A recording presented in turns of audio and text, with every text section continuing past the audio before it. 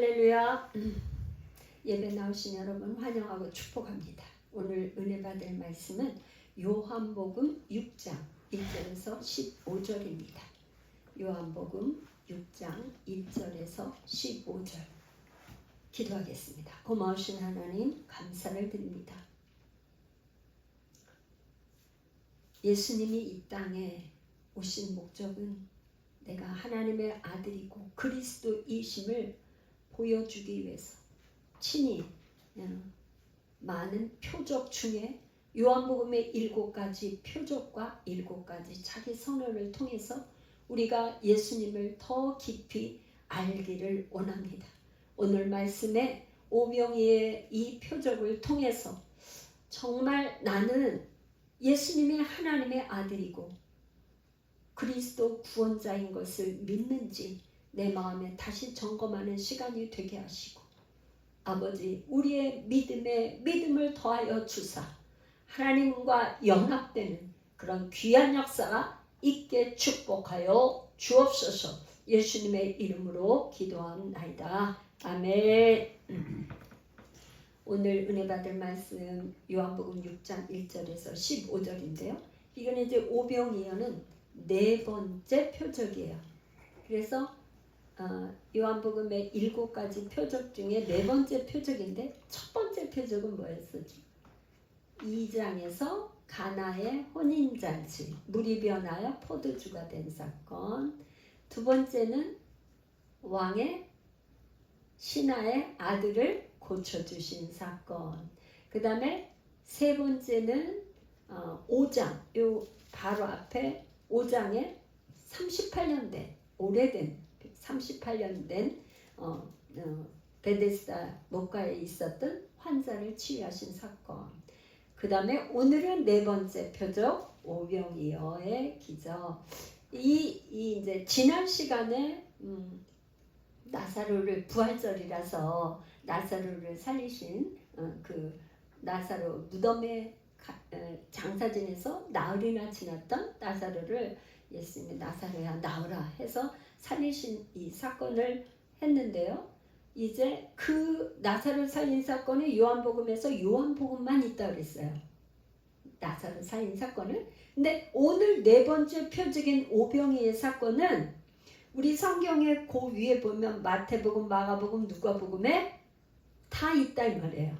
그러니까 사복음서에 전부 다 나와 있어요. 오병이의 사건은. 그러니까 말하자면 이 표적, 기적, 하나님의 기적과 이 표적 중에 먹고 사는 문제, 이거가 우리에게는 가장 큰 표적이었던 것 같아요. 그래서 복음서 기자 마태, 마가, 누가, 요한 다 이 요한복음 오병이의 기적은 다 기록되어 있어요.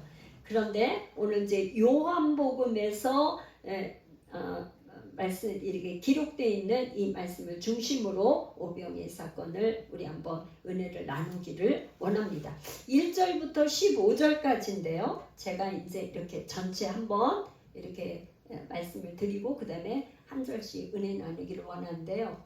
A, B, C, B, A, 이렇게 제가 구절을 나누는데 1절부터 3절까지는 큰 무리가 예수님을 따라요. 늘 예수님이 움직이면 막 병자를 많이 고치고 기적이 일어나니까 큰 무리가 따르는데 예수께서 산에 오르셨어요. 4절에서 9절까지는 큰 무리가 배가 고파 줄이는 거예요. 그러니까 많은 무리들이 왔는데 먹을 것이 없는 거예요. 그 옛날이나 지금이나 뭐 그렇게 문제에 먹는 거. 6장 10절에는 그 무리들 큰 무리가 그 산에 앉아 있는 거예요. 11절에서 13절에는 4절에서 9절에는 배고파서 줄였는데 11절에 13절은 배불리 먹고 남았더라 하는 이야기죠. 이 기적이 일어났는데 A-14에서 15절에는 이 유대인들, 이 무리들이 오해를 하는 거예요. 임금을 삼으려고 하니까 예수님이 그걸 아시고 예수께서 다시 산으로 떠나시는다 하는 게 1절에서 15절까지 전체 내용이에요. 이런 구조로 되어 있어요. 그래서 이제 한번 이제 구체적으로 더 보겠습니다. 어떤 식으로 되어 있는지 1절부터 3절까지 제가 읽어보겠습니다. 그 후에 예수께서 디베랴의 갈릴리 바다 건너편으로 가시매. 사실 이 갈릴리는 호수예요. 가보니까 호수야. 호수인데 이렇게 바다 개념으로 큰 호수다. 그래서 바다라고 이렇게 했어요. 그래서 디베랴의 갈릴리 바다 건너편. 2절 큰 무리가 따르니 이는 병자들에게 행하시는 표적을 보았습니다. 3절 예수께서 산에 오르사 제자들과 함께 거기 앉으시니.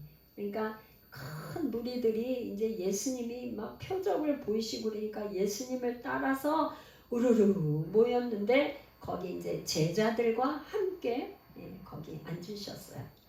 4절 마침 유대인의 명절인 유월절이 가까운지라.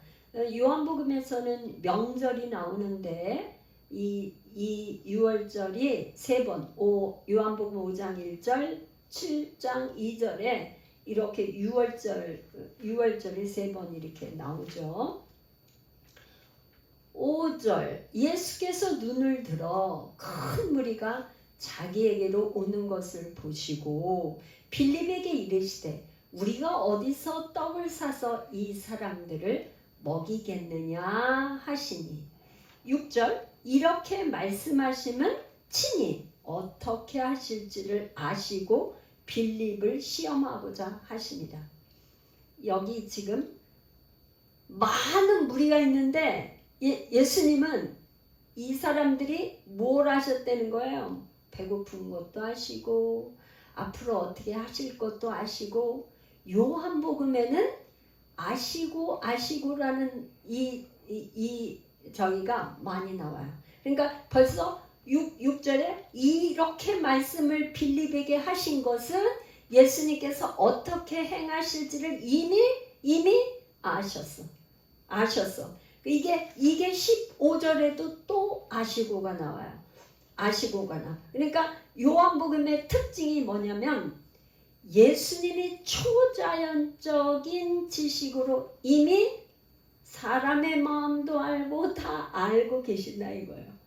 그럴 수밖에 없죠. 하나님의 아들이시고 그분은 천지 우주 만물을 창조하셔서 다스리고 계시는 분이기 때문에 아신다 이렇게 얘기를 하는 거예요. 그런데 우리가 정말 하나님의 아들 예수 그리스도를 나의 구주로 왕으로 구세주로 믿고 영접하고 이제 하나님의 자녀가 되는 것뿐만 아니라 그분께 기도해서 특별히 은사가 오면, 은사는 뭐예요? 선물. 오면은 뭐가 오냐면 지식의 은사가 와요. 지식의 은사. 사람을 보면 이 사람의 마음이 알게 돼. 지난주에 우리 정 집사님이 내가 걸음 걷는 거 보고 목사님 허리 쪽이 안 좋으신 것 같아요. 이렇게 얘기를 듣고 깜짝 놀랐어요. 아, 우리 집사님이 정말 치유 사역자라 벌써 첫 보면 아는구나. 그리고 우리 집사님은 이제 치유 사역을 했었기 때문에 그 분야의 전문가가 됐기 때문에 이렇게 보면 아는 거잖아요. 그죠? 보면 이건 경험과 많이 치유 사역을 하면서 알아진 거야. 그런데 특별히 지식의 은사가 오는 건 특별히 조윤규 목사님 같은 경우 강단에서 기도하시면서 오늘 어떤 환자가 나왔습니다. 여기 지금 어떤 환자가 나왔습니다. 선포하면 아멘 낫는 그런 그 치유의 역사가 있어갖고 사실은 오늘날 여의도 승부분교회가 이렇게 부흥이 되는 그런 역사가 있었던 거죠. 많은 주일날 한 주간에 많은 사람들이 치료를 받았으니까 난 우리 성도님들 여러분들에게 이런 지식의 은사 하나님 선물 나에게도 좀 알 수 있는 이런 지식의 은사를 주세요. 우리가 은사를 구한다 그러니까 막 잘못돼가지고 그렇게 하는 은사주의자들이 잘못된 그걸로 인해서 이렇게 좀 안 좋은 그렇게 인상을 받고 그런 일이 있지만 사실은 예수 믿는 사람이 하나님께서 주시는 선물로 인해서 지식의 은사를 가지고 삶에서 우리가 바르게 잘 알고 판단하고 어떤 문제를 결정하고 할 때 하면 얼마나 좋겠어요. 그죠? 그죠? 안 그래요? 그러시면 아멘 하시면 좋겠어요. 그렇죠? 그래서 이렇게 예수님이 친히 어떻게 하실지를 아시고 빌립을 어떠냐 시험하려고 그랬다 이 말이에요. 시험하려고 하십니다. 그랬더니 빌립이 7절 빌립이 뭐라고 하냐면 대답하되 각 사람으로 조금씩 받게 할지라도 200데나리온의 떡이 부족하리다. 빌립은 아주 계산이 굉장히 빨랐던 사람인 것 같아요. 그러니까 지금 여기 앉아있는 사람을 대충 이렇게 쭉 저기를 해서 해보니까 200데나리온이 뭐야? 부족하다 그 얘기를 하는 거예요. 그랬는데 8절 제자 중 하나 곧 시몬 베드로의 형제 안드레가 예수께 여짜오되 9절 여기 한 아이가 있어 보리떡 5개와 물고기 2마리를 가지고 있나이다. 그러나 그것이 이 많은 사람들에게 얼마나 되겠사옵나이까. 그러니까 빌립은 계산을 딱 해보니까 사람이 너무 많아서 200데나리온을 가지고도 부족하다. 이건 뭐 도저히 안 됩니다 하는 식으로 얘기를 했어요. 근데 안드레는 어떻게 했냐면 그게 아닙니다. 그게 뭐냐면 여기 한 아이의 도시락 아이가 싸가지고 보리떡 5개하고 물고기 2마리가 있는데 이 많은 사람들에게 얼마나 되겠습니까? 그렇게 하지만 그거를 가지고 예수님 앞에 나왔어요. 그러니까 여기서 지금 빌립과 안드레가 대조가 되고 있어요. 빌립과 안드레. 예수님의 제자 중에 빌립과 안드레에 대해서 대조를 시켜서 이렇게 하고 있는데 예수님은 누구를 시험하냐면 빌립을 테스트하기 위해서. 빌립의 믿음이 어느 정도인가 테스트하기 위해서 이렇게 빌립한테 물어봤다 이 말이에요. 우리의 신앙에도 하나님께서 어느 순간에 우리 누구 믿음이 얼마나 되나 한번 테스트해보는 그런 테스트해보시는 그런 게 있죠. 하나님께서. 근데 그 테스트는 뭐예요? 하나님께서 뭔가 테스트에 합격이 되면 축복하시려고 그러시는 거죠. 그냥 시험을 보는 게 아니잖아요. 그렇죠? 아브라함에게 네 이삭을 내가 지시할 땅에 가서 바쳐라, 번제를 바쳐라 그렇게 했을 때 그건 뭐예요? 하나님께서 그렇게 시험을 거쳐서 한번 이 아브라함이 이 100세에 난 이삭 아들을 정말 바치나 안 바치나 그걸 봐가지고 하나님이 정말 아브라함을 통해서 큰 계획을 갖고 계시기 때문에 그렇게 시험을 한 거잖아요. 시험에 그냥 어린아이한테는 시험을 해요, 안 해요? 시험 봐요, 안 봐? 이제 아기가 겨우 걸음만 하는데 어떻게 시험을 보겠어요? 안 되죠. 이제 신앙생활을 해서 어느 정도로 성장이 돼서 이제 이 누구누구 집사님을 내가 축복을 좀 줘야겠는데 한번 테스트를 해봐야 되겠다. 그럴 때 시험을 주는 거예요. 이 빌립은 어떤 사람이었냐면 1장 43절에 빌립을 예수님이 만나고 나를 따르라. 개인적으로 불렀던 제자예요. 빌립은 그죠? 1장에서. 그런데 이 빌립이 누구를 데려왔냐면은 나나나엘을 데리고 왔어. 내가 보니까 모세 율법과 선지자가 기록한 그 메시아를 내가 만났다. 그러면서 나나나엘을 데리고 온 사람이에요. 그런데 이 빌립은 있잖아요. 이 14장 8절에 가면 주여 우리에게 아버지를 좀 보여주세요. 그렇게 예수님한테 이렇게 요청을 했어요.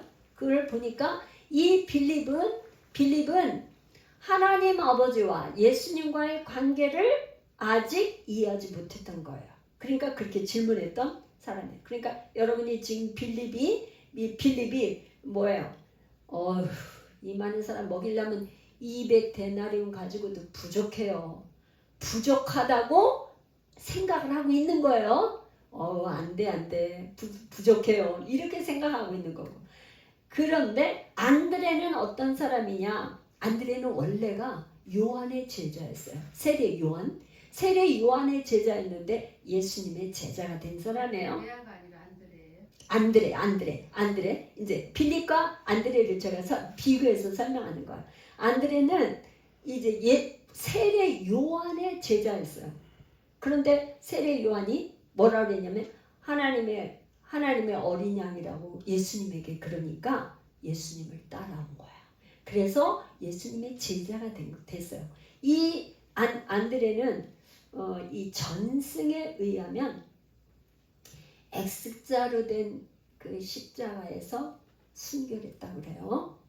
그러면서 아가야 지방에서 순교를 했는데 그랬다고 그래요.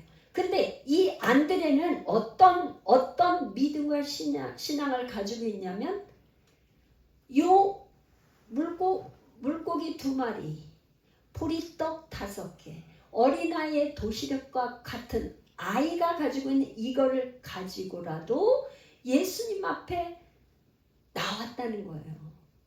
말하자면 예수님께서 칭찬하신 그 과부의 두렙돈 같이 동전 그야말로 헌금한 그걸 보고 예수님께서 칭찬하셨잖아요. 가장 많이 헌금을 했다고. 예수님은 헌금을 액수를 가지고 말하자면 누군가 100만 원을 예를 들어서 헌금했어요. 그 사람은 한 1000만 원 있는 데서 100만 원 했어. 근데 누군가는 10,000원밖에 없어. 근데 그 10,000원을 드린 거야. 그러면 이 사람은 뭐예요? 우리가 볼 때는 10,000원을 보지만 우리 하나님의 아들 예수 그리스도 왕이신 그분은 10,000원을 자기의 전부를 드린 거잖아요. 그러니까 이 지금 안드레는 그 아이의 도시락을 가지고 나왔어요. 그랬더니 10절에 예수께서 이르시되 이 사람들로 앉게 하라 하시고 그곳에 잔디가 많은지라 사람들이 앉으니 수가 5,000명 되었더라. 그러니까 한 5,000명이 됐는데 그때 당시는 남자들만 세는 거예요. 그러니까 여자나 어린아이는 세지 않아. 남자가 5,000명이면 한 2, 3만 명, 한 2만 명, 3만 명. 여러분 한번 생각해 보세요. 2만 명, 3만 명을 갖다가 진짜 김밥 한 줄 정도 빵 한 조각을 나눠준다 그래도 이건 보통 일이 아니잖아요. 그죠?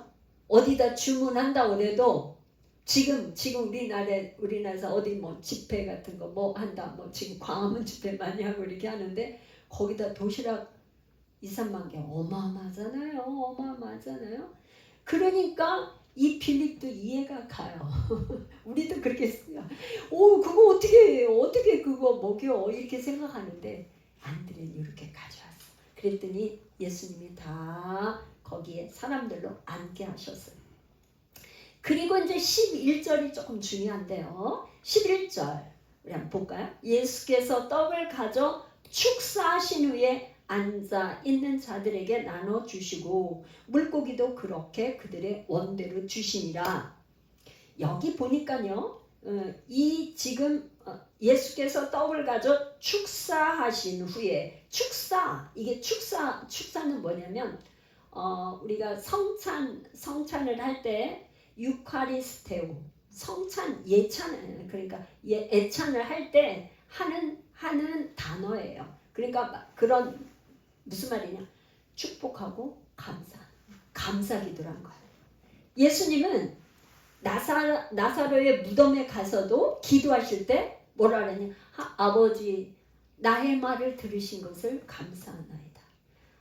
아버지 항상 나의 말을 들으시는 것을 내가 압니다. 그러나 내가 이렇게 기도하는 건 뭐야? 이 둘러있는 이 무리들을 위해서 그들이 믿게 하게 하려고 이렇게 기도를 하시는 거예요. 그러니까 예수님의 기도의 특징, 감사. 그런데 우리가 지금 여기서 여러분 한번 생각해 보세요. 한 2, 3만 명이 모여 있는데 기껏 보리떡 5개 조그만 거 5조각 거기에 물고기 2마리 가지고 여러분 감사기도 할 수 있어요? 하나님이 이거 주신 거 축복하고 감사합니다 할 수 있어요? 그게 믿음이에요. 우리 예수님과 우리가 지금 우리가 예수님을 닮아가야 되는데 예수님을 닮아야 이적인데 우리는 그런 감사를 잘 하지를 못한다는 거예요. 근데 예수님 뭐예요? 그 보리떡 5개와 물고기 2마리를 가지고 축복하고 감사해. 그리고는 어떻게 그걸 혼자 먹어도 부족한 걸 가지고 어떻게 하냐면 나눠주시는 거예요. 나눠주시는 거예요.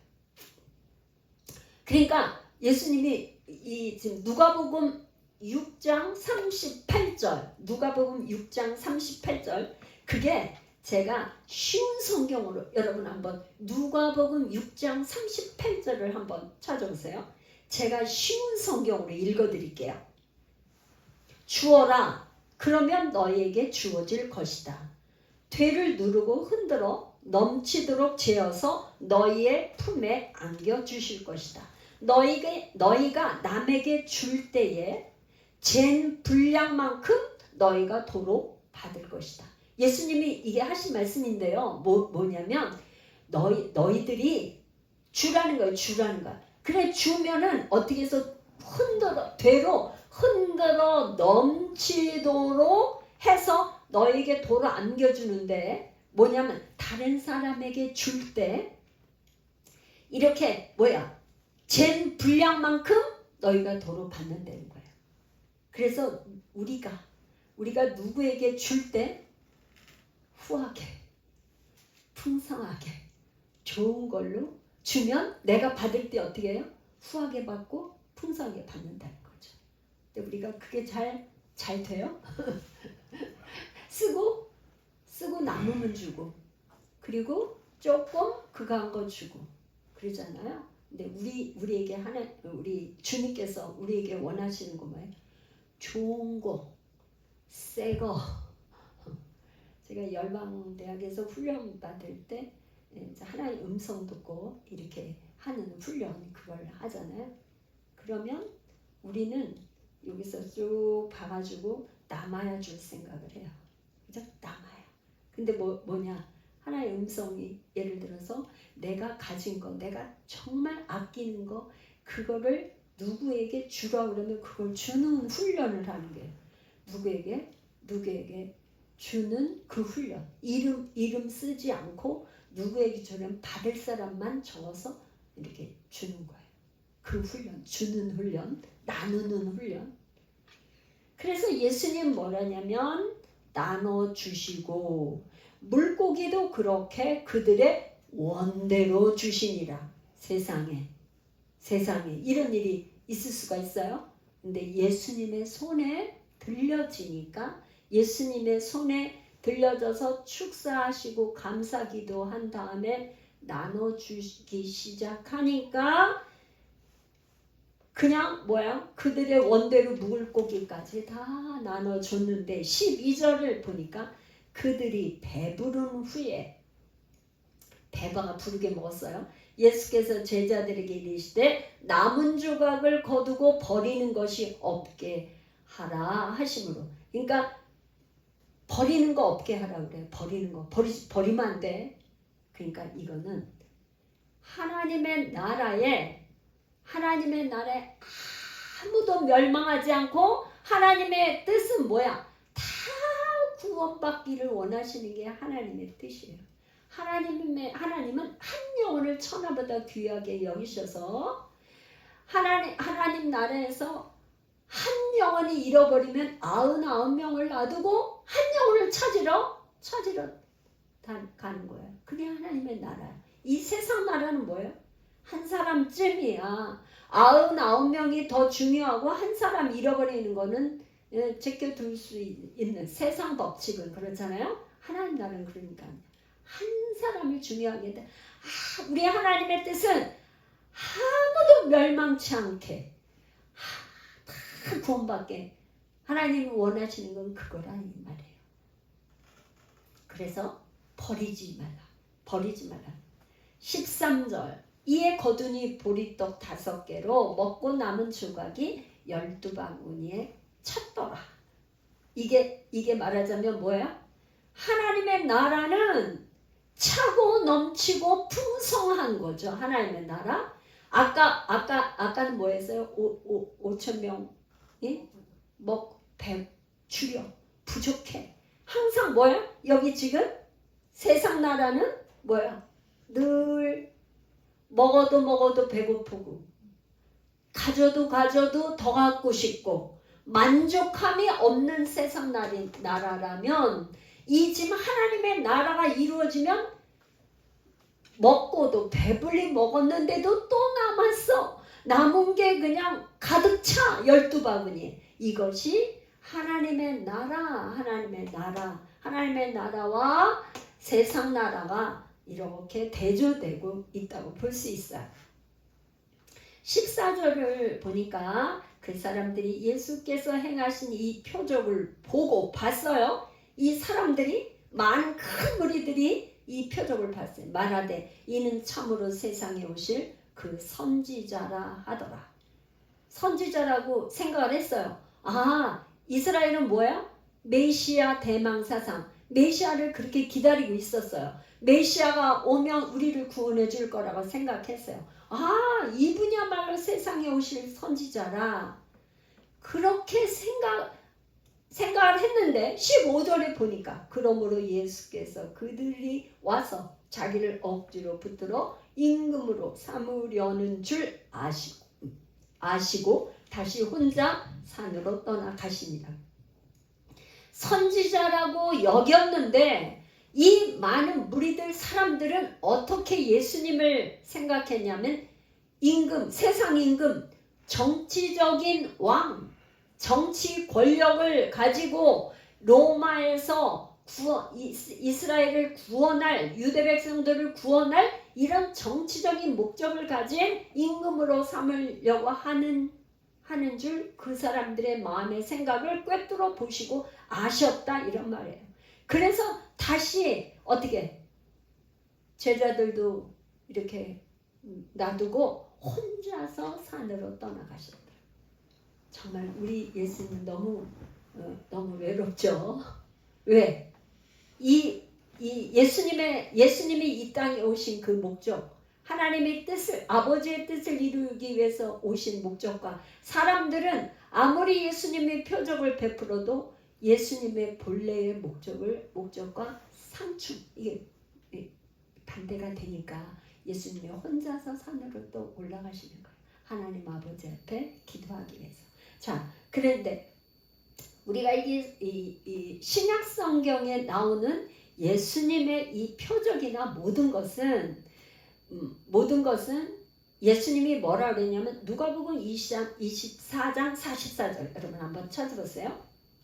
누가복음 24장 44절 또 이르시되 내가 너희와 함께 있을 때에 너희에게 말한 바 곧 모세의 율법과 선지자의 글과 시편에 나를 가리켜 기록된 모든 것이 이루어져야 하리라 한 말이 이것이니라 하고 예수님이 뭐라고 그랬냐면요. 모세의 율법 하니까 모세오경, 창세기, 출애굽기, 레위기, 민수기, 신명기 모세오경과 그 다음에 선지자의 그러니까 열왕기, 상하, 역대서 다 이런 것들이 선지자들이 쓴 거죠. 열왕기, 상하는 사무엘 선지자가 쓴 거. 그러니까 이런 선지자의 글과 시편이 누구를 위해서 쓴 거예요?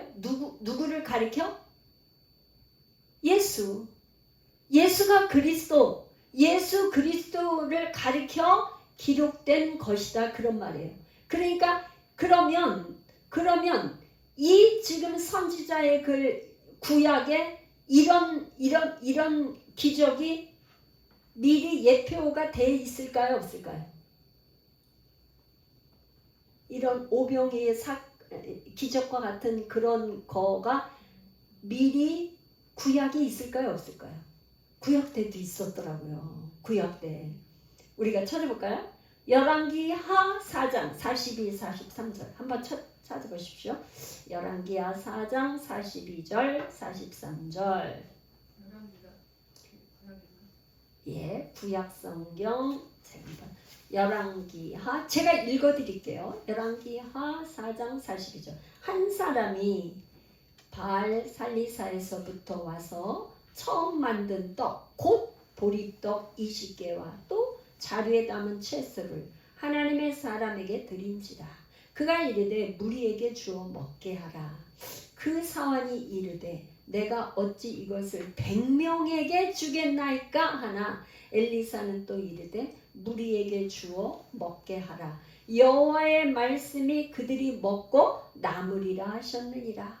그가 그들 앞에 주었더니 여호와께서 말씀하신 대로 먹고 남았더라. 그러니까 열왕기하에 지금 어떤 선지자? 엘리사 선지자. 엘리사 선지자는 엘리야 선지자의 제자로 갑절의 영감을 받은 선지자죠. 그런데 이 엘리사 선지자가 있던 때에 어떤 한 그 바알 살리사라는 그 동네에서 한 사람이 왔어요. 근데 보리떡 아마 추수해서 처음 그거 한 걸로 보리떡을 만들어 갖고 한 20개하고 자루에다 채소를 담아 가지고 선지자한테 드리려고 엘리사 선지자한테 온 것 같아요. 근데 엘리사 선지자는 거기에 누가 있었어요?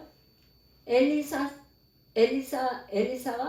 뭐야? 선지 생도들이 많이 있었잖아요. 거기에 뭐 한 100명 정도가 있는 거예요. 선지 생도들이 아마 있었겠죠. 100명 정도가 있는데 이 사람이 가져온 보리떡 몇 개? 20개. 20개하고 채소밖에 없는 거예요. 그러니까 이 100명을 어떻게 먹여? 20개 가지고. 지금 여기서 마치 비슷하죠. 그랬더니 엘리사가 뭐라 그러냐면 저기에게 무리에게 주어서 먹게 하라. 그렇게 얘기를 하는 거예요. 여호와의 말씀이 그들이 먹고도 남음이 있을 것이다. 그랬는데 그들 앞에 주었더니 여호와께서 말씀하신 대로 먹고 남았다는 거예요. 그러니까 이것은 뭐예요?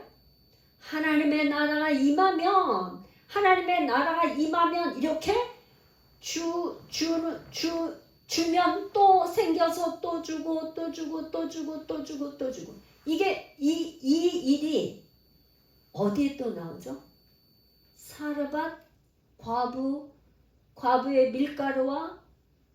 밀가루병에 밀가루가 떨어지죠. 가뭄 3년 6개월 가뭄 동안에 엘리야를 공개하는데 밀가루가 이제 마지막 이제 그걸 해서 떡을 해서 먹고 이제 더 이상 없으니까 가뭄이 들어서 아무것도 먹을 식량이 다 떨어졌는데 그랬더니 뭐 했어?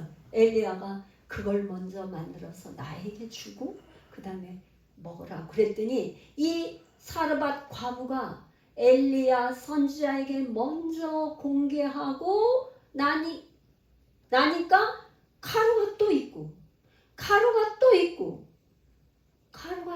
계속 가루가 떨어지질 않았다. 그러니까 하나님의 나라가 이렇게 임하면 뭐예요? 먹어도 나누어 줘도 끊임없이 생기는 거죠. 이게 하나님의 나라가 임하면 이렇게 차고 넘치고 먹고도 배불리 먹고도 남는다는 거예요.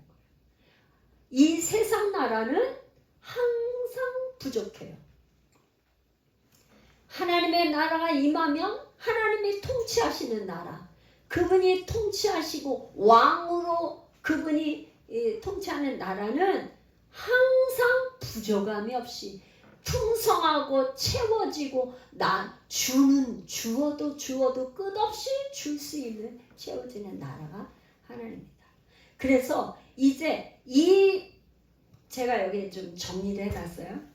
이게 정리해서 한번 그럼 왜 이 오병이의 표적을 통해서 우리에게 하시고자 하는 메시지는 뭐냐? 의미가 뭐야? 왜 이거를 왜 성경을 왜 기록했어? 그 얘기잖아. 근데 우리 이제 요한복음 21장 31절, 요한복음 21장 31절, 우리가 이 요한복음을 읽을 때는 이 기록 목적을 반드시 기억하고 있어야 돼요. 요한복음 21장 31절에 제가 읽겠습니다. 오직 이것을 기록하면, 기록 목적이죠. 너희로 예수께서 하나님의 아들 그리스도이심을 믿게 하려 하며 또 너희로 믿고 그 이름을 힘입어 무엇을? 생명을 얻게 하려 합니다. 그러니까 요한복음은 무슨 책? 생명을 얻는 책이에요. 여러분이 정말 요한복음을 계속 읽고 요한복음의 말씀을 내 마음에 새기고 이 말씀을 먹음으로 인하여서 생명을 얻는 말씀책이 요한복음이에요. 그래서 이 표적이 주는 의미는 한번 제가 정리를 해봤어요. 제 나름대로. 그러니까 예수님은 이 표적이 주는 의미는 예수님이 지금 이 유태인들이 뭐예요? 이 책을 기록한 때가 85년에서 한 90년, 100년 사이에 기록한 걸로 보고 이 유대인들은 예수님이 하나님의 아들이라고 믿지 않고 자꾸 배척해. 그래서 회당과 교회, 그러니까 초대 교회 사이에 계속 분열이 일어나고 갈등이 생겨서 배척하고 하던 그때에 예수는 누구다? 하나님의 아들이며 하나님과 동등됨을 가르쳐주기 위해서. 예수님이 누구라고요? 하나님의 아들이시며 그분이 바로 그리스도. 그리스도라는 말은 히브리 말로는 메시아, 헬라 말로는 그리스도. 그분이 구원자다. 그런 말이에요. 그분이 구원자. 그래서 지금 오늘 왜 그러면 예수님이 그 많은 뭐가 있는데 왜 보리떡과 물고기를 가지고 기적을 베푸셨을까? 그것도 궁금하죠? 궁금하잖아. 왜 그 많은 다른 거 우리가 먹기 좋은 고기? 우린 고기 좋아하잖아. 그죠? 고기 대신에 생선이 나온 왜 예수님은 그러셨을까? 그게 뭐냐면 떡과 물고기는 바로 예수 그리스도를 상징하는 거예요. 그러니까 떡은 뭐냐? 이제 예수님이 6장에서 이제부터 이 오병이의 기적이 나온 이후에 뭐라냐? 나는 생명의 떡이다. 첫 번째 자기 선언을 해요. 내가 생명의 떡이야. 내가 생명의 떡이라. 나를 먹어야 된다는 그런 얘기가 나와요. 이제 다음 주에 이거에 대한 설명이 나올 거예요. 그래서 떡은 뭐야? 생명의 떡이 바로 예수 그리스도다. 그럼 왜 물고기는 뭐야? 물고기가 우리 그 자동차 이렇게 보면 저기 이렇게 자동차 뒤에 물고기 문양으로 해서 이렇게 붙이고 다니는 차를 볼 수 있어요. 교회에서 무슨 교회 이렇게 해가지고 물고기 모양, 교패도 물고기 모양으로 해서 붙이는 교회가 있잖아. 왜 물고기를 해나요? 왜 물고기야? 왜 물고기야? 이게 물고기가 그리스어로 익투스예요. 익투스. 이게 뭐냐면 예수스, 크리스도, 데오 하나님이에요. 데오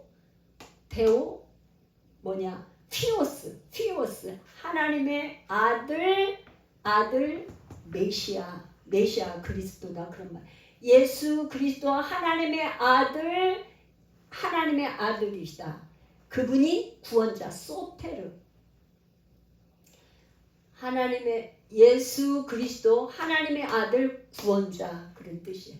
이게 익투스인데 물고기 자체가 뭐야? 익투스가 물고기야. 그 말은 바로 예수 그리스도를 가르쳐 준 거예요. 예수 그리스도. 그러니까 예수님이 오병이의 기적을 베푸실 때 물고기와 보리떡과 물고기를 가지고 기적을 베푸셨어요. 내가 떡이야. 내가 하나님의 아들이고 소텔. 내가 구원자야. 그런 말이에요. 이 세상에 나를 위해서 내가 죄값을 치러야 되는데 내 죄값을 대신 치러주고 날 구원해 준 분이 있어요? 전 세계에 그런 분? 역사적으로? 없죠. 소크라테스도 너 자신을 알라 하고 죽었고, 석가모니도 그냥 열반에 자기 스스로 참선하다가 죽었고, 브리스 나무 밑에서 맨날 참선하고 열반의 세계에 들어가서 그렇게 선을 깨달으려고 하다가 죽었고, 다 그렇게 죽었어요. 자기 죄 문제를 해결을 못하고 다 죽었어. 하나님의 아들이신 예수님만 우리를 위해서 죄값을 대신 지고 죽으시고 부활하셔서 그분만이 우리의 구원자 소테르가 되는 거예요.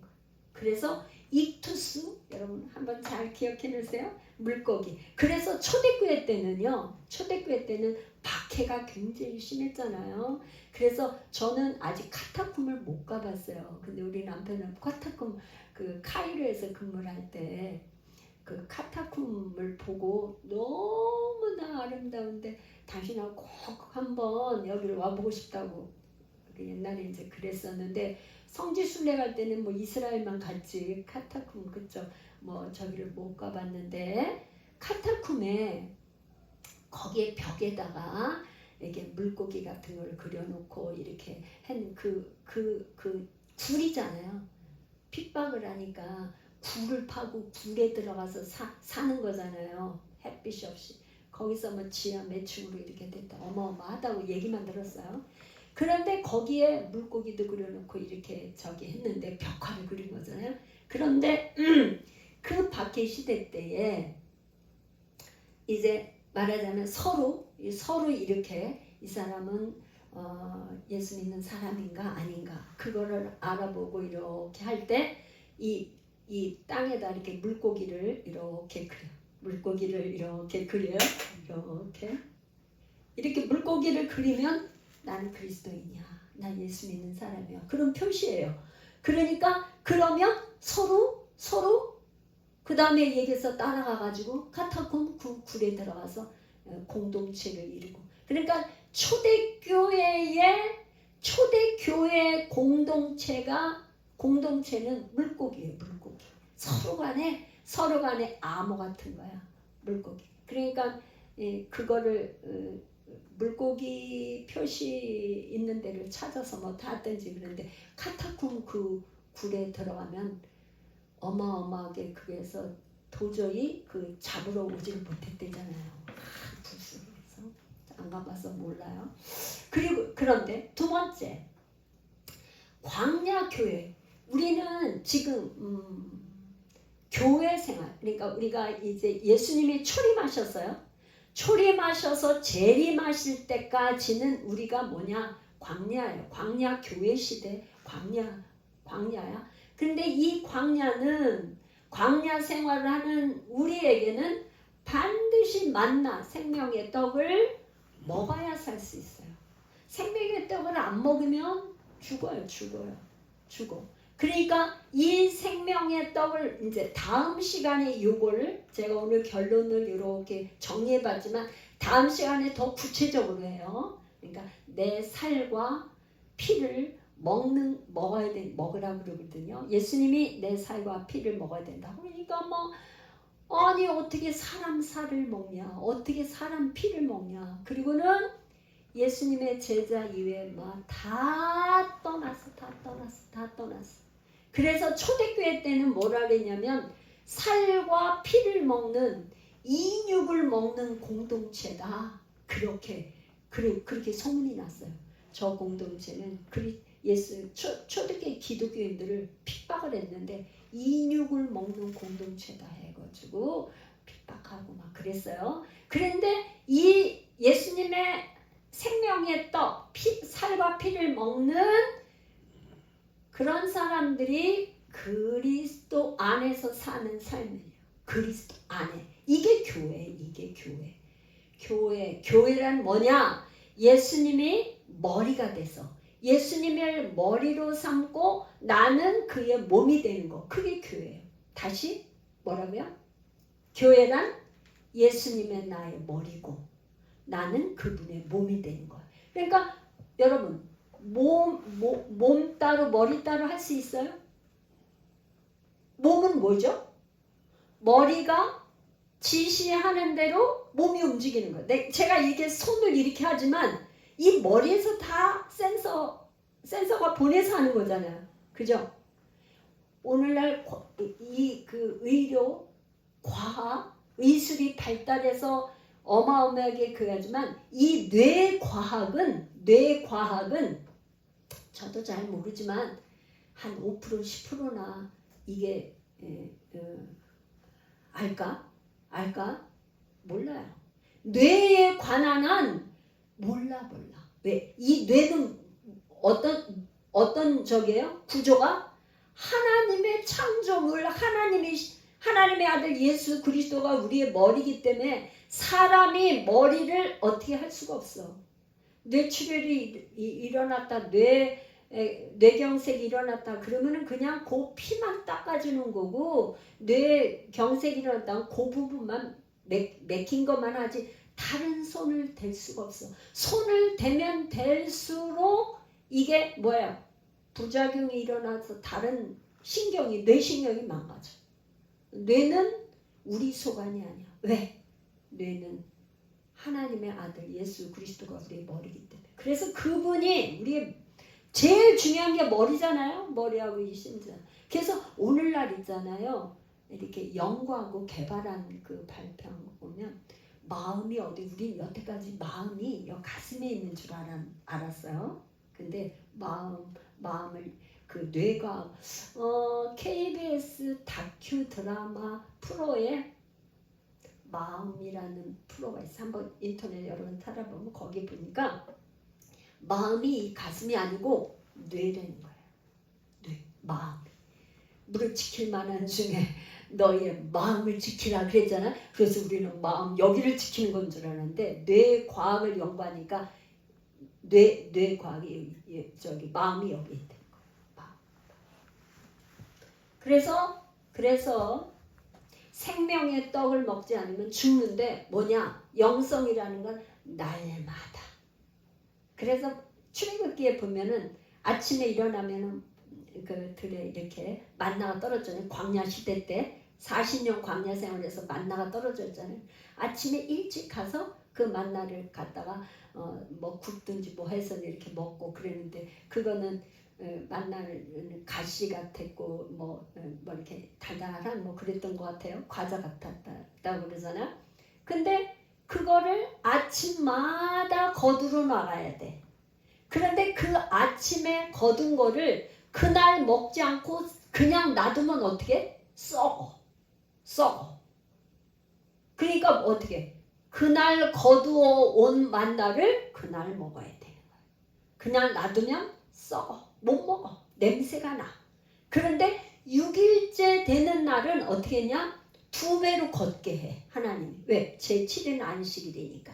6째 날은 가면은 2배로 걷어와. 2배로 걷어와서 제7일 안식일을 위해서 구워도 넣고 삶아도 넣고 그렇게 해서 준비를 해놔. 안식일날. 안식일날은 만나가 안 내리니까. 그래서 오늘날 광야시대 교회 생활, 그리스도 안에서의 생활이라는 건 날마다 생명의 떡인 이 생명의 떡, 말씀, 태초의 말씀이 계시니 이 말씀을 날마다 우리가 먹어야 돼. 여러분 먹는 게 우리가 참 하나님이 우리를 창조하셔서 세상 돌아가는 이치를 이렇게 보면은요, 이치를 보면은 내가 누군가 좋아하면은 그 사람하고 우리 밥 한번 같이 먹을까 그러잖아, 그죠? 싫어하는 사람하고는 절대 밥을 같이 못 먹어. 소화가 안 돼. 그런데 뭐야? 친해지고 그가 하면 좋은 사람, 그런 사람과 밥을 같이 먹고 싶은 거야. 우리 같이 한번 밥 먹자, 부르잖아요. 생명의 떡이신 예수 그리스도 그분의 말씀을 내가 날마다 먹는 것이 우리의 영성 주님과 연합된 삶이 주님과 한 몸이 돼서 사는 건 그분의 말씀을 먹는 거. 그래서 오병이의 표적을 통해서 어떤 일이 생겼냐면 믿는 자와 믿지 않는 자, 배척하는 자가 완전히 갈라졌어. 이제 세상 끝날이기 때문에 오늘날 돌아가는 전 세계에 우리나라에 뿐만 아니라 교회에서나 뭐뿐만 아니라 믿는 자와 믿지 않는 자가 갈라져. 그래서 제가 여기다 질문을 이렇게 해봤어요. 나는 예수를 하나님의 아들 그리스도이심으로 그리스도인 것을, 그리스도는 왜 구원자인데 그리스도인 것을 믿는가? 아멘. 믿는가? 아멘. 믿습니까? 아멘. 우리 한번 크게 해볼까요? 아멘. 네. 나는 하나님의 아들. 우리가 신앙 교회의 세 가지 큰 우리에게 주신 기독교의 세 가지 큰 하나님이 우리에게 주신 게 신앙 고백, 사도신경, 주기도문, 그 다음에 십계명. 우리가 그래서 우리가 이제 우리 예배 드리는 예배 순서에 신앙 고백을 하잖아요. 신앙 고백을 하고 기도하고 나면 주기도문하고 그러잖아요. 이 하나님, 나는 그리스도를 전능하사 천지를 만드신 하나님 아버지를 내가 믿사오며, 그리고 내 신앙을 고백하는 거죠. 나는 정말 전능하신 하나님 아버지 믿습니다. 우리의 신앙이 유대인들 여기 지금 그렇게, 그러니까 우리는 먹고 사는 문제에 우리가 하나님은 먹고 사는 문제 너희들 걱정하지 마. 너희는 먼저 그의 나라와 그 의를 구하라. 그리하면 내 모든 것을 더하시리라. 우리는 먹고 사는 문제의 생각이 다 그쪽으로 가 있어요. 근데 하나님 뭐라 그래요? 그냥 예수를 믿으면 돼. 그분을 구하기만 해. 나를 좀 구해. 하나님의 나라를 구해. 그러면 먹고 사는 문제, 의식주 너희들이 그렇게 구면 다 그거보다도 더 풍성하게 먹고 남는 역사가 있다는 것을 우리에게 말씀하고 계십니다. 여러분들 이 마지막 때 우리가 꼭 기억해야 되는, 다른 게 아니에요. 예수님 잘 믿는 거, 예수님을 잘 믿는 거, 내 상황이 어떠할지라도, 지금 어떤 상황이 있을지라도 마지막 때에 우리가 배도하지 않고 예수님 배신하지 않고 가룟 유다와 같이 예수님 팔아버리지 않고 예수님 잘 믿는 우리 예수열방교회 온 성도들, 또한 인터넷을 통해서 예배하는 모든 성도들이 예수님 끝까지 배신하지 않고 잘 믿는 성도들 되시기를 예수님의 이름으로 축원합니다. 기도하겠습니다. 고마우신